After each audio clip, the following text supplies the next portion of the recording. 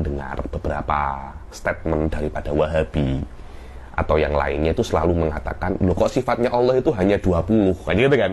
Sifatnya Allah itu kok hanya 20, kok tidak lebih daripada 20? Padahal sifatnya Allah itu banyak, tak terhingga. Ada yang namanya yad, ada yang namanya istiwa, ada yang namanya sifat-sifat khobariyah. Semua itu adalah sifat-sifatnya Allah. Kenapa kok Asy'ariyah itu hanya membatasi 20? Bahkan jumhur Asy'ariyah hanya membatasi berapa? 13 saja. Kenapa kok sangat sedikit sekali? Kan padahal Allah itu kan kesempurnaannya tidak terbatas. Kenapa kok Anda hanya membatasi angka-angka yang yang sangat sedikit ini? Loh, Anda itu tidak paham bagaimana Asy'ariyah ini berpikir, bagaimana Asy'ariyah ini melihat sifat-sifat ini. Asy'ariyah ini di dalam akidah mereka itu berpendapat bahwasanya jangan sampai kita itu menisbatkan kepada Allah sesuatu yang tidak yakin. Kita mesti yakin bahwasanya dalil untuk menisbatkan sesuatu kepada Allah itu mesti yakin. Dan selain daripada 13 ini menurut jumhur, dia tidak lolos, dia tidak berjaya untuk melewati ujian yakin. Karena ini mungkin yakin, mungkin tidak, mungkin ini sifat, mungkin ini tidak.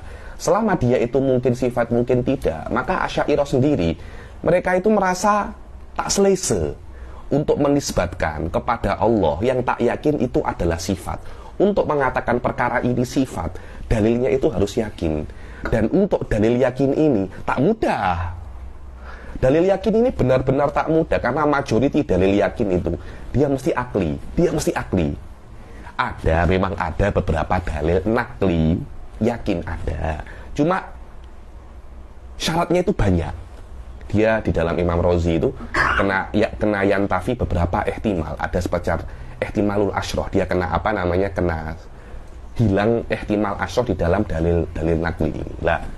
Karena dalilnya itu mesti akli, Asy'ariyah itu melihat bahwasanya selain 13 ini, dia dalilnya tidak tidak yakin. Berbeza dengan para Wahabi, dengan para Salafiyah yang mengatakan kita boleh menisbatkan kepada Allah sesuatu yang tidak yakin. Karena itu mereka mungkin yang mu'tadil ya. Mereka mengatakan yad itu sifat, bukan yad itu anggota tubuh, tapi sifat. Saya tidak ada masalah itu. Cuma Anda mesti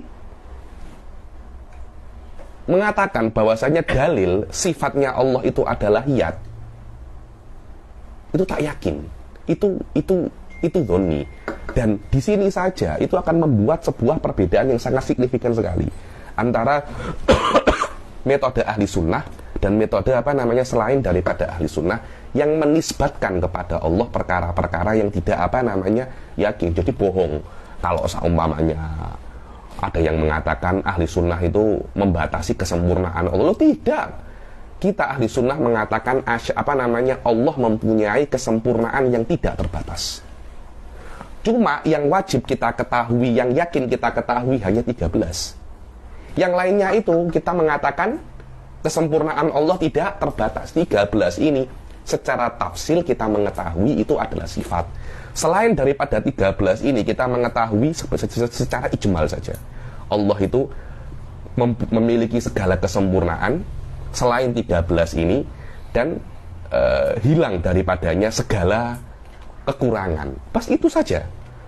Dan kita tidak diwajibkan mengetahui secara tafsil kecuali 13 ini minimal. Ini yang pertama yang mesti saya beritahu, kenapa kok 13, kenapa kok 50. Semuanya terbina atas perkara yang yakin tadi itu.